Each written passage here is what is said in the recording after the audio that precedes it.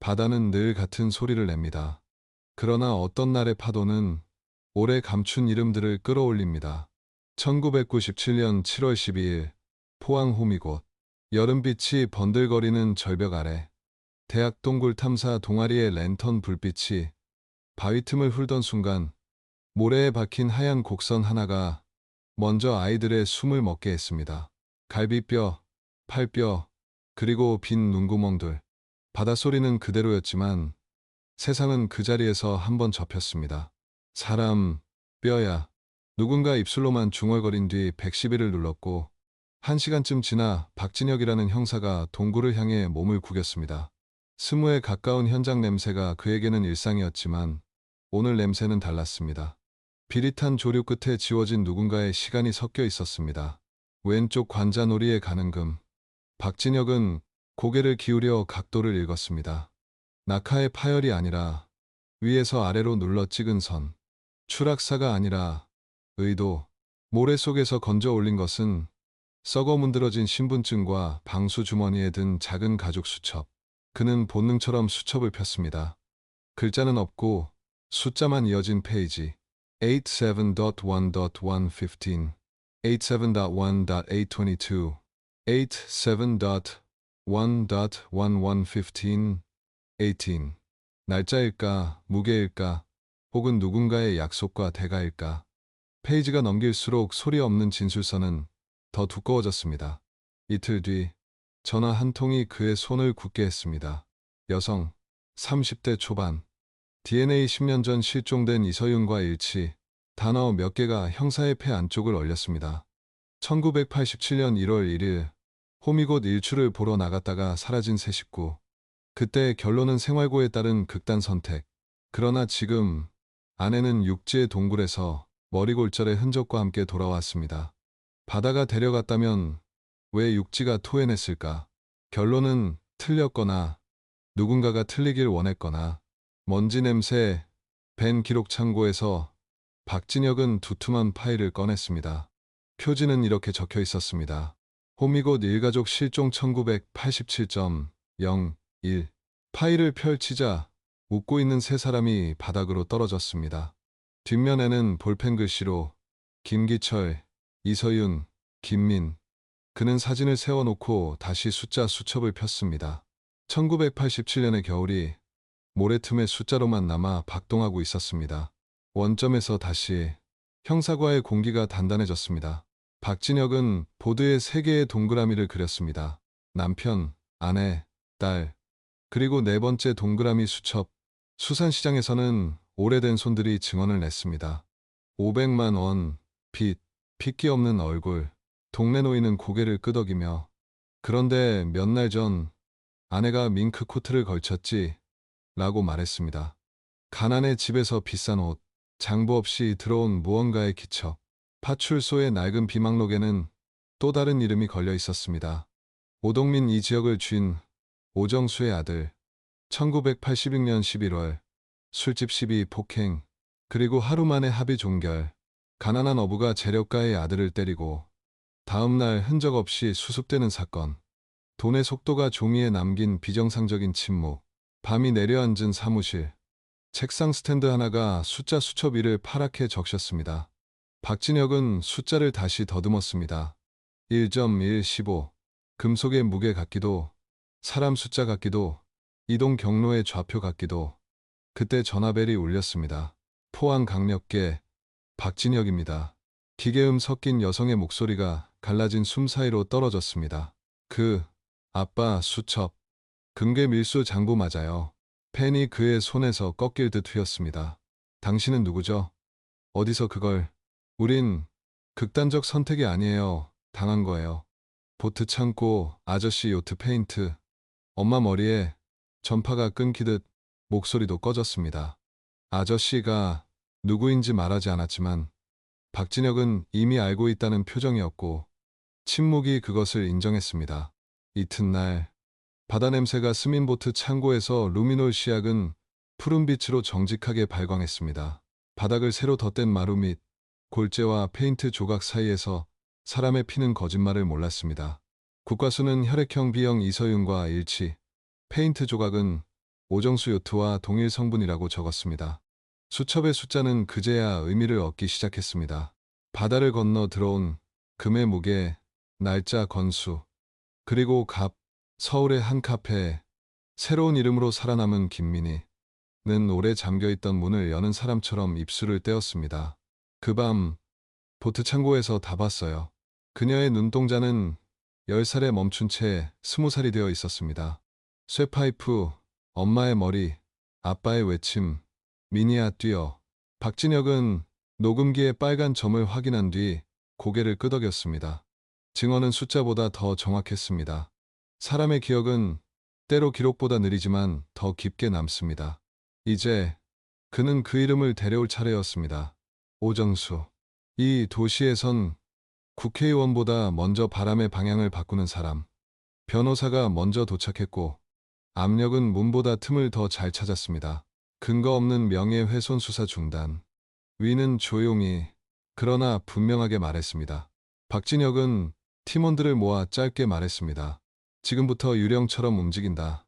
창고, 항만, 일본 출입 기록, 1986, 87년 사이 금값의 움직임까지 종이로 그물자. 그리고 아이를 지켜. 그날 밤 그는 다시 수첩을 폈습니다. 모래가 스친 듯 거친 종이 위에 엷은 연필 자국들이 바다의 시계처럼 박혀 있었습니다. 1987년 1월 1일 수첩의 첫 줄과 사건의 첫날이 맞물립니다. 숫자는 더 이상 암호가 아니었습니다. 숨긴 자의 언어였고 살아남은 자가 가져온 열쇠였습니다. 창밖으로 여름바람이 스쳤고 어딘가에서 파도 소리가 겹쳐 들렸습니다. 그는 조용히 수첩을 덮고 자리에서 일어났습니다. 끝까지 간다. 그리고 그 순간부터 이 사건은 실종이 아니라 살인이 되었고 한 가족의 기록은 도시 전체의 범죄 지형도로 변했습니다. 붉은 해를 보러 갔던 새해 첫날의 발걸음은 10년을 돌아 바로 이 방 위에 멈춰섰습니다. 숫자의 수첩, 피의 바닥, 그리고 살아남은 소녀. 호미곶의 바다는 이제 숨길 수 없었습니다. 밤이 깊어지자 경찰서의 복도는 고무지우개 가루처럼 부서진 정적만 흩어졌다. 박진혁은 팀원 셋을 둥그렇게 모아 앉히고 짧게 말했다. 지금부터 공식 문서는 최소화한다. 기록이 세면 사람부터 읽는다. 유령처럼 움직여라. 첫 목적지는 항만 출입 기록 보관소였다. 창문은 비릿한 바람에 덜컥거렸고 낡은 철제 캐비닛은 작은 기침에도 삐걱댔다. 이 형사가 도표를 펼쳤다. 팀장님, 1986년 10월부터 1987년 2월까지 포항 스시마 구간 소형 보트 출입이 이상합니다. 신고상 낚시로 들어왔다가 같은 선박이 48시간 이내 2번 더 찍혀요. 해상 기점은 한데 검사 라인은 슬쩍 비켜가고요. 박진혁이 고개를 끄덕였다. 장부의 1.115는 날짜 범위, 15는 킬로그램일 수도 있다. 금은 작고 무거워. 날짜량, 건수, 숫자들이 그렇게 숨쉬고 있어. 둘째 목적지는 해변 주점이었다. 해변이라는 이름은 오래됐고 천장은 눅눅했다. 사장 강미선은 담배를 꺼냈다가 그의 눈빛을 보고 다시 집어넣었다. 그날 얘기 더 있어요. 그렇죠? 한동안 입술만 떨던 그녀가 결국 고개를 끄덕였다. 김기철 씨가 돈 봉투를 받던 날 늘 오던 애가 있었어요. 오 회장님 아들 오동민. 그날따라 새하얀 코웃음을 치더니 이러더군요. 아버지, 얘는 이제 그만 쓰시죠. 장부도 자꾸 틀리고. 박진혁의 눈이 가늘어졌다. 그 뒤로 2달, 김씨 눈빛이 무너졌어요. 한 번만 더 하고 끊겠다 하던 날 싸움이 났죠. 박진혁은 즉시 오동민을 참고인으로 불러 앉혔다. 회색 조명 아래 명품 정장 소매에서 퍼지는 은은한 향수. 그러나 동공의 흔들림은 감출 수 없었다. 1986년 11월 폭행 사건. 하루 만에 합의. 이후부터 말해보죠. 지겨워. 아버지가 시끄럽게 만들지 말라고 했을 뿐이야. 그럼 1987년 1월 1일 밤은 어디 있었나? 파출소 유치장. 기록 보면 나오지. 말은 매끈했지만 너무 완벽했다. 박진혁은 바로 당시 근무자 이정호를 찾아갔다. 작은 구멍가게 맞은편 바다에 겨울 햇빛이 깨졌다. 진실을 말할 기회를 드립니다. 돈 봉투 받으셨죠? 잠시 후 이정호의 어깨가 무너졌다. 맞아요. 오정수가 직접 와서 말했소. 애가 밤새 있었다고 적어라고. 실제론 한두 시간 머물다 나갔는데 돌아오는 길 박진혁의 주먹이 핸들 위에서 느리게 굳었다. 알리바이는 기록으로 조립된 조각품이었다. 그는 팀원들에게 속도를 더하자고 지시했다.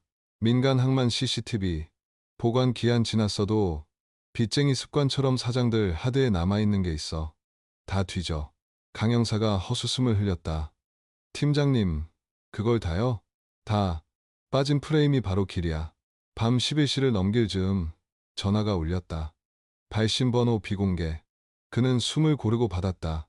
박 형사님. 변조된 그 여성의 목소리였다. 보트 창고, 마루 아래, 페인트 냄새. 아버지가 미니 씨? 지금 어디죠? 경찰이 지킨다. 안 돼요. 그 사람들이 숨소리까지 찾아요. 저 내일 낮 2시. 양재천 카페 비탈. 창가 3번. 뚝. 통화는 바람이 유리창을 스치는 소리처럼 사라졌다. 다음 날 박진혁과 이 형사는 서울로 올라가는 차 안에서 계획을 짰다. 접촉은 3분 이내. 주변은 내가, 팀원은 두 블록 뒤에서 분산. 눈에 띄면 끝이다. 카페 비탈 창가에 앉은 젊은 여인은 손을 무릎에 포개고 앉아 있었다. 명찰엔 다른 이름 이민. 눈빛은 10살의 겨울에서 멈춰 있었다. 괜찮습니다. 이제 어른들 차례예요. 그녀는 짧게, 그러나 선명하게 말했다. 쇠파이프는 오정수 손이었어요. 피는 바닥으로, 장부는 엄마가 나한테. 그날 나비 손수건을 꽉 쥐어줬어요. 그래서 이름을 잊었을 때 사람들이 절 나비라고 불렀어요. 박진혁은 숨을 삼켰다. 팀의 증거와 기억의 퍼즐이 한가운데에서 맞물리는 소리가 났다. 이별 인사를 막 끝냈을 때였다. 카페 외벽에 반사유리의 검은 세단이 비쳤다. 운전석의 남자는 모자를 깊게 눌러쓰고 있었다. 번호판, 기억해. 박진혁은 눈빛으로 이 형사에게 신호를 보냈다. 플랜 B, 분산 이탈. 이 형사는 계산대로, 박진혁은 화장실 출구로, 이민은 지하 주차장으로 갈랐다. 검은 세단이 아주 짧게 망설인 뒤 지하로 코를 들이밀었다. 순간 박진혁이 주차장 기둥 사이에서 튀어나와 사이드미러를 부딪히며 걸음을 막았다. 경찰입니다. 정차하세요. 엔진이 포효했다. 타이어가 비명을 지르며 빠져나갔고 남자의 모자챙이 펄럭였다. 얼굴 절반. 기억해. 사고처럼 보였지만 의도는 분명했다. 증인을 선점하거나 제거하라. 그날 밤 팀은 증인 보호 지침을 넘어 비공식 보호 플랜을 작동시켰다. 이민은 서울의 한 쉼터로 옮겼고 진입로마다 렌즈와 차량 로그를 깔았다. 박진혁은 책상에 펼친 수첩 사진을 다시 들여다봤다. 87.1.1 15 87.1.822 이건 선적일과 순중량이야. 그는 항만 도면을 옆에 펼쳐놓고 빨간 펜으로 선을 이었다. 해당 날짜의 해류 흐름도 기상 노트까지 겹치자 선들이 한 지점에서 수렴했다. 오정수 개인 보트 창고, 바닥을 한 번 더 연다. 이번엔 형광분말과 미세평광까지 국가수 지원 인력이 합류했다. 새로 덧댄 마루를 들어 올리자 오래된 나무 밑에서 미세 혈흔 패턴이 부채꼴로 드러났다. 충돌 방향은 위아래, 가해자와 피해자의 상대 위치는 진술과 일치했다. 바닥 틈에서 페인트 조각 몇 알이 별처럼 번쩍였다. 분석 결과는 곧 나왔다. 오정수 요트 도장과 동일 조성, 장부열은 페인트 증언, 사방이 막혔다. 그러나 반격은 더 빨랐다. 서장실로 불려간 자리, 맞은편 소파엔 검은 정장 둘이 앉아 있었다. 근거 없는 명예훼손을 중단하십시오. 내일 아침 신문 일면에 박경감 이름 올리고 싶지 않다면요. 박진혁은 미소도 분노도 아닌 표정으로 일어섰다. 증거는 법정에서 말합니다. 문을 나서자 서장이 낮게 속삭였다. 조심해. 저놈들 사람도 치워. 그래서 기록 대신 증인을 지킵니다. 그날 저녁 쉼터 근처 가로등 하나가 탁 꺼졌다. 박진혁은 주머니에서 휴대용 라이트를 꺼내 들었다. 건너편 골목 입구에 그 검은 세단이 슬쩍 고개를 내밀었다. 놈들이 왔다. 팀은 미리 정한 신호로 진입로를 교차 봉쇄했다. 강 형사가 뒤쪽에서 접근해 타이어를 파괴했고 차량이 반쯤 기울며 멈춰섰다. 조수석에서 뛰쳐나온 남자의 모자챙이 날아갔다. 오정수 측 하청 경호업체에서 보았던 얼굴. 누구 짓이냐? 모른다. 넌 알고 넌 말할 거다. 박진혁은 수갑을 채우며 통신기록 영장을 동시에 띄웠다. 그가 믿는 건 두 가지였다. 증거는 겹쳐질수록 단단해지고 침묵은 체포될수록 짧아진다는 것. 이튿날 아침 국과수의 혈흔 형태 분석 BPA 최종 보고서가 도착했다. 타격각도 62, 68도, 가해자 우세손, 오른손 가능성 높음. 그 수치들은 종이 위에서 숫자일 뿐이었지만 박진혁에겐 쇠파이프의 궤적과 피의 포물선으로 보였다. 그는 조용히 고개를 들었다. 영장 간다. 영장 청구서 마지막 페이지에 그는 한 줄을 더 못했다. 본건은 실종으로 위장된 살인이며 장기간 조직적 은폐가 있었다. 증거인멸의 위험 극심. 판사의 도장이 쿵 하고 찍히는 소리가 귀에 남아있을 때 휴대폰이 진동했다. 비공개 번호. 형사님, 그들이 창고를 옮겨요. 오늘 밤. 숨이 엉켜 끊기듯 이어진 목소리. 이민이었다. 어디로? 한 박자, 두 박자. 호미곶 동쪽, 폐선착장. 파도 소리가 바닥이 비밀을 말하는 곳. 전화를 끄는 그는 팀을 향해 짧게 손짓했다. 이번엔 우리가 먼저 간다. 숫자의 수첩이 가리킨 마지막 줄까지. 그리고 밤이 완전히 내려앉기 직전 파도는 다시 같은 소리로 밀려왔다. 그러나 이번에는 숨긴 자들이 듣기 싫어하던 목소리를 함께 실어 나르고 있었다. 밤 11시 포항의 바다는 거대한 심장의 박동처럼 출렁이고 있었다. 호미곶 동쪽 폐선착장. 1980년대 초까지만 해도 어부들이 오르내리던 이곳은 지금은 녹슨 기둥과 부서진 갑판만 남아있었다. 박진혁은 검은 파카의 지퍼를 끝까지 올리며 팀원들에게 짧게 말했다. 목표는 창고 내부. 흔적보다 빠르게, 소리보다 조용하게. 달빛에 드러난 창고는 바닷바람에 삭은 철판이 덜컹거렸고 벽에는 오래된 기업 로고의 그림자가 희미하게 남아있었다. 태림수산. 바로 오정수 회장이 실질적으로 운영하던 유통회사였다. 박진혁은 무전기를 잡았다. 강형사, 외곽 확인. 동쪽 펜스 쪽, 사람 그림자 하나. 움직이지 않습니다. 조용히 확보해. 짧은 응답은 뒤, 박진혁은 장화 밑으로 스며드는 바닷물 소리를 들으며 천천히 문을 밀었다. 녹슨 경첩이 울렸다. 냄새. 썩은 어류 냄새 속에 기름과 철분이 섞인 냄새가 짙었다. 형사님, 여기. 이 형사가 가리킨 곳에는 오래된 목재 상자들이 층층이 쌓여 있었다. 겉으로 보기엔 단순한 수산물 포장 박스였지만 한 상자 모서리가 반쯤 열려 있었다. 그 안에는 납처럼 무거운 금빛 주괴가 3개 두꺼운 천으로 감싸져 있었다. 박진혁은 손전등을 비추며 낮게 말했다. 금괴 밀수, 실물 증거 확보. 이게 10년 전 그 숫자의 실체다. 그 순간 창고 위쪽 다락에서 쇠조각 굴러 떨어지는 소리가 났다. 모두가 동시에 숨을 멈췄다. 박진혁이 총을 빼들며 고개를 들었다. 누구야? 다락 위에서 그림자 하나가 미끄러져 내렸다. 검은 마스크를 쓴 남자. 손에 들린 쇠파이프가 달빛에 번뜩였다. 형사님. 이 형사가 밀치듯 몸을 던졌고 남자는 옆문으로 도망쳤다. 잡아. 바닷물 위에 발자국이 흩어졌고 철제 난간을 뛰어넘는 소리가 터졌다. 박진혁이 총구를 겨누었다. 멈춰. 경찰이야. 남자는 한순간 뒤돌아보았다. 짧게 스친 얼굴. 박진혁은 기억했다. 오정수의 수행비서 박철. 방아쇠를 당기려던 찰나 철제 발판이 부서지며 그가 바다로 떨어졌다. 거친 파도가 그를 삼키고 한참을 뒤져도 흔적은 남지 않았다. 박진혁은 멍하니 바닷물 위를 바라보며 중얼거렸다. 이건 단순한 범죄가 아니라 조직이다. 다음날 아침 포항경찰서 회의실. 하룻밤 사이 창고에서 확보한 금괴 3개, 장부 조각, 그리고 금빛으로 코팅된 비닐 파편들이 테이블 위에 놓여 있었다. 이 형사가 보고서를 정리하며 말했다. 팀장님, 확인 결과 금괴는 일본 오사카 조폐국 출처입니다. 밀수 경로가 정확히 맞아떨어집니다. 박진혁은 한 장의 사진을 꺼내 탁자에 올려놨다. 오정수 회장, 금괴, 매입 리스트 1987. 그는 눈을 좁혔다. 그 해 1월 1일 그 숫자가 다시 나오는 이유가 뭐겠나? 첫 선적일입니다. 그래, 이 사건의 시작과 끝이 같은 날짜에 닿아 있지. 그는 벽의 타임라인을 바라보았다.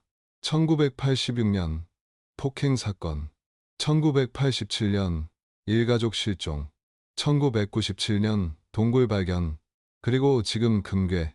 박진혁은 참고 사진들을 한 장씩 넘기며 중얼거렸다. 김기철은 조직의 운반선.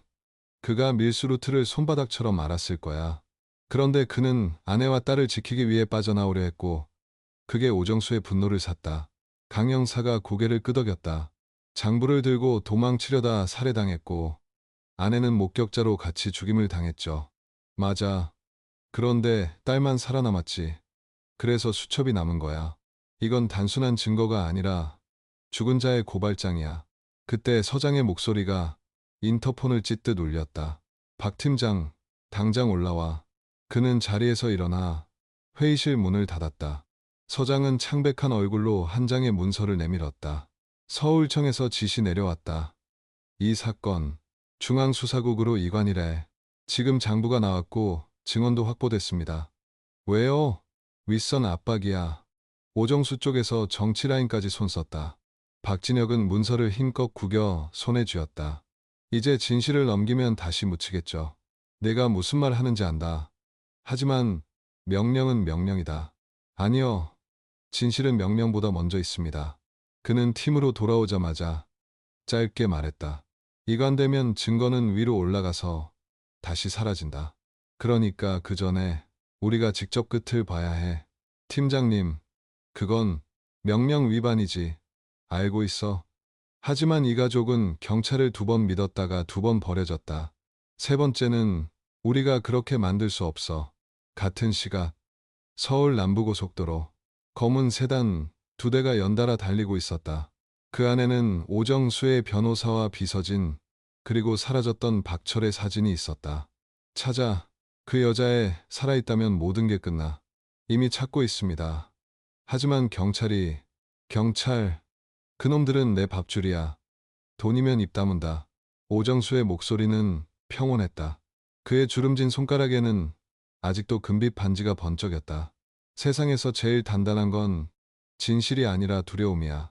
그걸 먼저 심으면 누구도 입을 열지 못하지. 그 말이 끝나자 뒷좌석의 남자가 조용히 무전기를 켰다. 목표는 포항 쉼터, 대상은 이민. 오늘 밤 안에 처리하라. 포항 쉼터의 불빛은 잔잔했다. 창문 밖으로 들려오는 파도 소리는 평화로웠지만 그 평화는 함정이었다.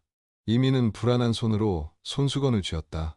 파란 실로 수놓인 나비문에 엄마, 그녀의 눈에 눈물이 번졌다. 그 순간 창문 바깥 어둠 속에서 카메라 플래시가 번쩍였다. 이 형사가 창밖으로 몸을 던졌다. 박 팀장, 저기에요. 총성이 밤을 찢었다. 유리 파편이 흩날렸고 쉼터 안으로 어둠이 밀려들었다. 박진혁은 몸을 숙이며 이민을 감싸 안았다. 괜찮아 나비야. 넌 이제 절대 혼자가 아니야. 그는 총을 꺼내들고 창밖으로 소리쳤다. 멈춰. 경찰이다. 짧은 침묵. 이윽고 어둠 속에서 낮은 웃음이 새어나왔다. 형사님, 이건 당신이 감당할 일이 아닙니다. 그 말 당신 상사에게 그대로 전해. 우린 끝까지 간다. 새벽 4시 쉼터 앞에 경찰 지원 차량이 도착했을 때 현장은 이미 피와 유리 조각으로 뒤섞여 있었다. 다행히 이민은 무사했다. 박진혁은 담요를 덮은 그녀 옆에 앉았다. 이제 두려워하지 마. 바다가 다 말해줄 거야. 그녀는 눈을 감고 중얼거렸다. 그날 밤 바다도 울고 있었어요. 그 말이 끝나자 창밖에서 서서히 해가 떠오르기 시작했다. 검붉은 햇살이 호미곶 절벽 끝을 물들이며 새 날을 열었다. 그리고 그 빛 아래에서 박진혁은 조용히 속삭였다. 다음은 괴물을 끌어내는 일이다. 포항의 새벽은 늘 잔잔했다.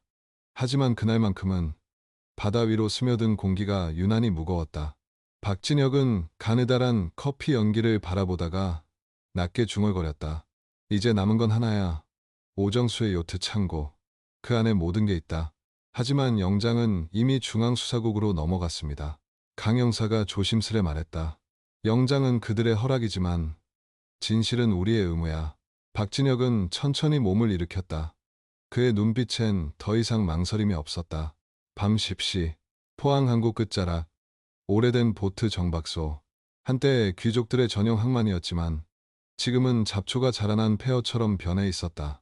그곳에 유난히 반듯한 하얀 창고 하나, 그리고 그 위에 걸린 붉은 간판. 대립마린. 이름만 다를 뿐 실질적으로는 오정수 일가의 개인 요트 보관소였다. 팀장님, 보안 시스템이 있습니다. 패드락과 감지 센서가 연결돼 있어요. 소리 내지 말고 20초 안에 열어. 이 형사가 도구를 꺼냈다. 딸깍, 딸깍. 자물쇠가 열리고 냉기 섞인 바닷바람이 문틈을 파고들었다. 창고 안은 깜깜했다. 하지만 한쪽 벽면에 커다란 요트 한 척이 천으로 덮인 채 세워져 있었다. 벽에는 낡은 나침반, 지도, 그리고 세월에 바랜 선적 기록들이 붙어 있었다. 박진혁은 천을 걷어냈다. 순간 비릿한 쇠냄새와 함께 붉은 얼룩이 눈에 들어왔다. 요트 갑판 아래쪽 나무바닥 틈 사이로 얼룩이 퍼져 있었다. 그는 손전등을 비추며 낮게 말했다. 이건 페인트가 아니야. 루미놀 시약을 뿌리자 어둠 속에서 푸른 불빛이 피처럼 번졌다. 혈흔. 맞습니다. 강 형사가 숨을 삼켰다. 박진혁은 눈을 감았다. 여기서 이서윤 씨가 죽었다. 그는 요트 안쪽으로 더 들어갔다. 좁은 복도를 따라 들어가자 작은 서랍이 있었다. 그 안엔 바다 냄새가 밴 오래된 수첩이 한 권 있었다. 표지에는 희미한 글씨로 적혀 있었다. T. 럭 87년 1월. 페이지를 넘기자 날짜가 빼곡했다. 1월 1일, 1월 8일, 1월 11일. 팀장님, 이건 그래, 수첩의 숫자와 같다. 김기철이 기록한 건 바로 이 항로야.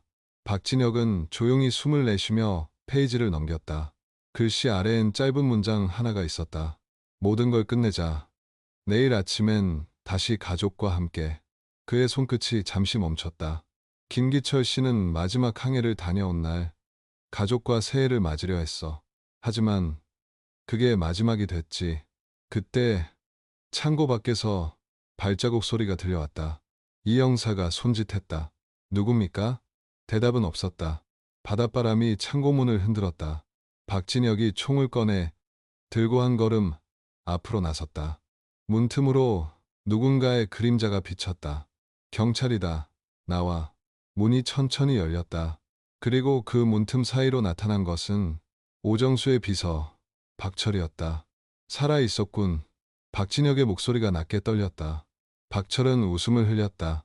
형사님, 그만두시죠. 이건 당신이 감당할 사건이 아닙니다. 그 말 어젯밤에도 들었어. 근데 감당할지 말지는 내가 정해. 그럼 죽을 각오는 하셨겠죠. 박철의 손이 재빠르게 허리춤으로 움직였다. 순간 박진혁이 몸을 던졌다. 총 버려. 보실츠. 총성이 좁은 창고를 울렸다. 유리 파편이 흩날리고 요트 천막이 찢어졌다. 박철이 비틀거리며 바닥에 쓰러졌다.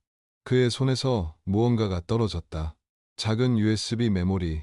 박진혁이 그것을 집어들었다. 이게 뭐지? 박철은 피를 토하며 낮게 웃었다. 회장님, 그분의 비밀 장부. 하지만 당신은 그걸 세상에 내놓을 수 없을 겁니다. 왜? 살고 싶다면 말이죠. 그 말과 함께 그의 머리가 옆으로 꺾였다.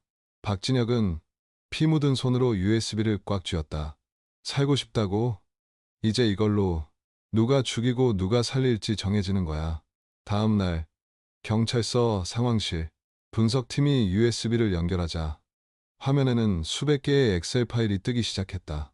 파일명 TLM 1987 JNCLI NDJP GOLD LOG 15KG 거래일자 운반선 이름 수량 도착 항만 그리고 마지막 칸에는 숫자 대신 알파벳 세 글자 계약이르 CC. 이게 뭐지? 이 형사가 물었다. 박진혁은 잠시 생각하다 말했다. 김기출. 그의 이니셜이야. 결국 김기철은 그들의 금괴 거래 기록을 전부 남긴 거야. 그때 전화벨이 울렸다. 포항경찰서 강력계. 낯선 남자의 목소리가 들려왔다. 형사님, 남은 가족이 더 있습니다. 뭐라고요? 김기철에게는 동생이 있었어요. 이름은 김기현.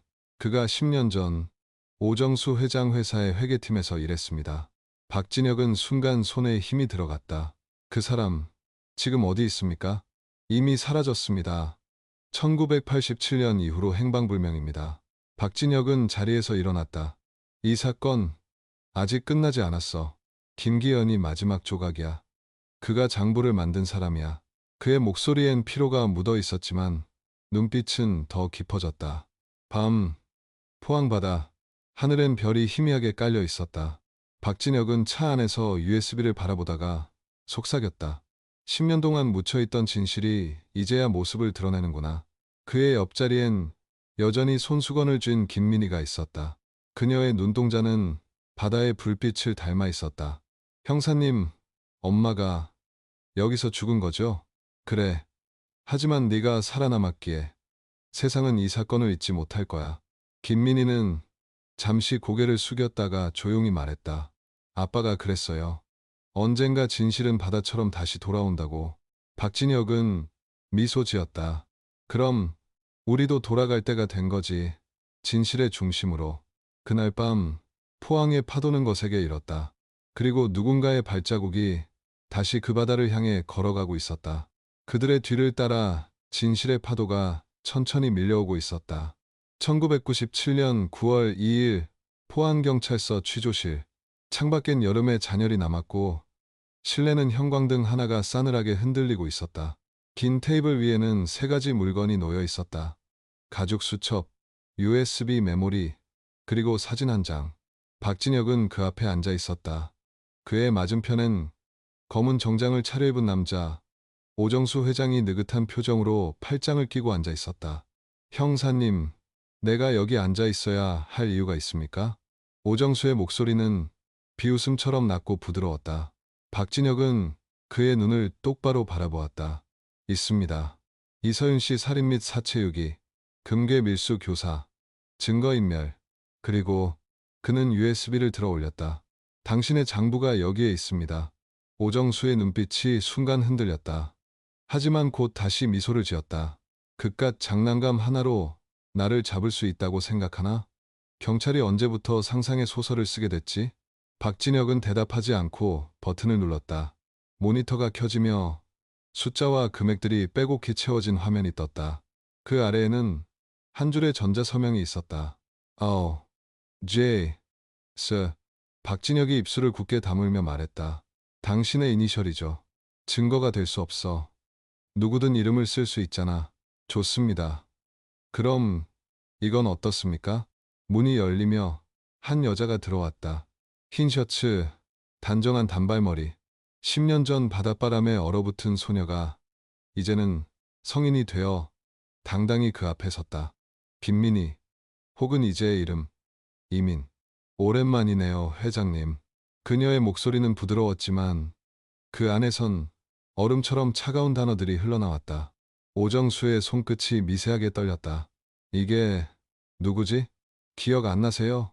1987년 1월 1일 당신의 보트 창고에서 그날을 봤던 아이예요. 그녀는 천천히 그러나 확신에 찬 목소리로 말을 이어갔다. 아빠가 그랬어요. 이번이 마지막이다. 새해에는 우리 가족 다시 시작하자. 그래서 아빠는 장부를 숨겼고 엄마는 도망칠 준비를 했어요. 하지만 당신은 엄마를 쇠파이프로 때렸어요. 그 피가 이 바닥에 아직 남아있죠. 그녀는 요트 창고에서 채취한 혈흔 사진을 테이블 위에 내려놓았다. 푸른빛 루미놀 반응이 화면 위에서 번쩍였다. 박진혁이 낮게 말했다. 국립과학수사연구원 감식 결과 혈액형은 B형, 피해자 이서윤 씨와 일치합니다. 게다가 페인트 성분은 당신 요트의 도장과 동일합니다. 오정수의 얼굴이 굳어졌다. 그는 눈을 감았다가 천천히 고개를 들었다. 그 아이를 살려뒀단 말이지. 아버지가 도망치라고 했어요. 그래서 저는 널판 밑에 숨어서 엄마가 쓰러지는 걸 봤어요. 김민희의 눈동자가 떨렸다. 당신이 쇠파이프를 내리칠 때 엄마가 제 이름을 불렀어요. 민희야, 도망쳐. 그게 제가 마지막으로 들은 목소리였어요. 취조실은 숨소리조차 없었다. 박진혁이 조용히 입을 열었다. 이민 씨의 진술, 요트 창고 혈흔, 장부 기록, 그리고 금괴 실물, 모든 증거가 당신을 향하고 있습니다. 오정수는 비웃었다. 그래서 내 돈으로 세운 법정에서 그 증거들이 얼마나 오래 버틸 것 같나? 그때였다. 취조실 뒤에 문이 열리며 서장이 들어왔다. 회장님, 변호인 도착했습니다. 그러나 서장의 눈이 김민희를 보자 말을 잇지 못했다. 박진혁은 서장을 똑바로 바라보며 말했다. 서장님, 이미 모든 증거는 확보됐습니다. 이제 물러설 이유가 없습니다. 서장은 잠시 침묵하다가 고개를 끄덕였다. 좋아. 나도 더는 막을 수 없겠군. 그 순간 오정수의 입꼬리가 천천히 올라갔다. 형사 양반, 마지막으로 묻지. 정의가 밥 먹여주나? 박진혁은 천천히 자리에서 일어나 USB를 주머니에 넣으며 대답했다. 밥은 못 먹여도 잠은 잘 자게 해주지. 그의 손목에 수갑이 걸리는 소리가 차갑게 울렸다. 그날 밤 박진혁은 사무실 창가에서 담배를 꺼내 들었다. 오랜만에 바다 바람이 포항거리까지 불어왔다. 그는 조용히 중얼거렸다. 끝났다. 그러나 마음 한켠은 무겁게 가라앉았다. 10년 동안 묻혀있던 한 가족의 목소리가 세상에 드러났지만 그 대가로 너무 많은 이들이 다쳤다.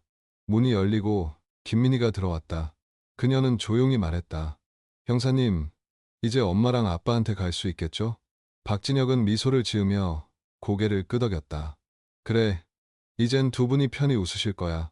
그녀는 잠시 창밖의 바다를 바라보다 파란 실로 수놓인 나비 손수건을 꺼내어 그의 손에 쥐어주었다.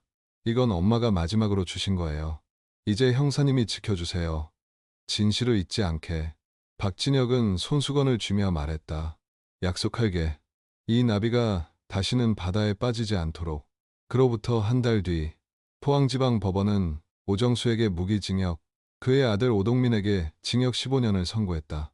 법정 안에는 기자들과 방청객들로 가득했고 김민희는 끝까지 담담히 판결을 지켜봤다.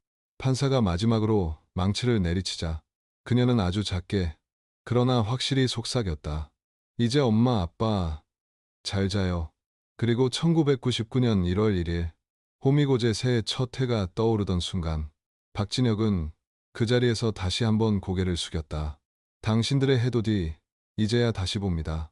그의 눈앞에 서 있는 여인은 바다를 향해 미소를 지었다. 그녀의 손엔 여전히 나비 손수건이 흔들리고 있었다. 붉은 햇살이 바다 위로 피어올랐다. 10년의 침묵은 그렇게 끝났고 진실은 드디어 빛을 얻었다. 1999년 1월 5일 포항경찰서의 아침은 유난히 고요했다. 10여 년을 따라다닌 사건이 마침내 종결된 뒤 사무실엔 종이 서류보다 커피 향이 더 짙었다. 박진혁은 낡은 의자에 앉아 아직도 USB가 놓인 서랍을 열어보았다. 끝났다지만 이상하게 허전하군. 그가 혼잣말처럼 내뱉었다. 옆자리에 강형사가 미소를 지었다. 팀장님, 허전한 게 당연하죠. 10년 동안 한 가족의 목소리를 대신 쫓아다닌 셈이지 않습니까? 박진혁은 그 말에 아무 대답도 하지 않았다. 대신 창문 밖의 바다를 오래 바라봤다. 겨울바다는 평온했지만 그 아래엔 여전히 수많은 이름들이 잠들어 있는 듯했다. 그때 전화가 울렸다. 박진혁 경감님이시죠? 저 김민희예요. 낯익은 목소리에 박진혁은 무의식적으로 자세를 고쳐 앉았다. 그래, 민희 씨. 잘 지내고 있습니까? 이제야 조금 숨쉬는 법을 배우는 중이에요. 엄마 묘 옆에 아빠 이름도 새겼어요. 그리고 오늘부턴 병원도 그만두려 해요. 그래요? 이유가 있습니까? 이젠 누군가를 살리는 일보다 잊힌 이름들을 기록하는 일을 하고 싶어요. 제가 봤던 걸, 들었던 걸 모두 남겨두려고요. 잠시 정적이 흘렀다. 박진혁은 조용히 말했다. 잘 생각했네요. 사람은 기억으로 살아가니까. 형사님, 저 혹시 바다를 좋아하세요? 좋아하진 않지만 늘 돌아오게 되더군요. 저도요. 그래서 내일 엄마가 마지막으로 본 그 해돋이를 보러 갈 거예요. 호미곶에서요. 통화가 끊기자 박진혁은 미묘한 미소를 지었다. 바다와 해돋이, 그리고 살아남은 자의 약속. 그건 어쩌면 이 사건의 마지막 문장이었다. 다음날 새벽, 호미곶, 수평선 위로 붉은 해가 천천히 올라오고 있었다. 김민희는 흰 목도리를 두르고 절벽 끝에 섰다. 바람은 차가웠지만 그날처럼 두렵진 않았다. 그녀는 손가방에서 작은 상자를 꺼냈다. 그 안에는 가족 사진 한 장과 나비 손수건이 있었다. 사진 속의 세 사람은 여전히 따뜻하게 웃고 있었다. 엄마, 아빠, 이제 정말 안녕이에요. 그녀는 손수건을 펼쳐 바람에 날렸다. 푸른 실로 수놓인 나비가 공중에서 한 바퀴 맴돌다 바다로 천천히 떨어졌다. 그 순간 그녀는 알 수 없는 평온함을 느꼈다. 바다는 삼키지 않았다. 그저 품었다. 멀리서 누군가의 발자국 소리가 다가왔다. 김민희가 돌아보니 박진혁이 서 있었다. 또 오셨네요, 형사님. 마지막 인사는 직접 해야죠. 그는 호주머니에서 작은 것을 꺼내 그녀에게 내밀었다. 이거 당신이 입고 갔더군요. 그것은 김기철의 수첩이었다. 이제는 바닷물 자국이 발해서 숫자들이 거의 지워져 있었다. 이걸 왜 남겨둬야죠. 당신 가족이 세상 어딘가에 확실히 존재했다는 증거니까. 김민희는 조용히 수첩을 품에 안았다. 고맙습니다. 나도 고맙소. 당신 덕에 내가 다시 형사가 됐으니까. 둘은 잠시 바다를 바라보았다. 붉은 해가 완전히 솟아오르자 김민희가 조용히 물었다. 형사님, 진실은 결국 드러나는 걸까요? 박진혁은 바다 위로 시선을 던졌다. 진실은 물속에 잠기더라도 결국 떠오릅니다. 거짓은 가라앉지만 진실은 물 위에 뜨는 법이죠. 그 말에 김민희는 미소를 지었다. 그럼 이제 정말 괜찮을 것 같아요. 그녀는 천천히 뒤돌아 걸었다. 그녀의 뒷모습은 햇빛 속으로 녹아들었고 박진혁은 더 이상 부르지 않았다. 그저 조용히 모자를 벗어 가슴에 얹고 바다를 향해 마지막 인사를 올렸다. 며칠 후 포항 지역 신문 일면엔 이런 기사가 실렸다. 10년의 침묵 끝. 호미곶 살인사건 완전 종결. 진실은 바다를 건너도 사라지지 않는다. 포항경찰서 박진혁 경감. 그는 기사를 가만히 접어 서랍 안에 넣었다. 그리고 마지막으로 바다를 향해 한마디를 남겼다. 이제 당신들의 새해가 진짜로 시작됐습니다. 창문 너머로 들려오는 파도 소리는 더 이상 슬프지 않았다. 그건 기억이 아니라 약속의 소리였다. 바다 위에서 부서지는 햇살처럼 그들의 이야기는 그렇게 끝이 났다.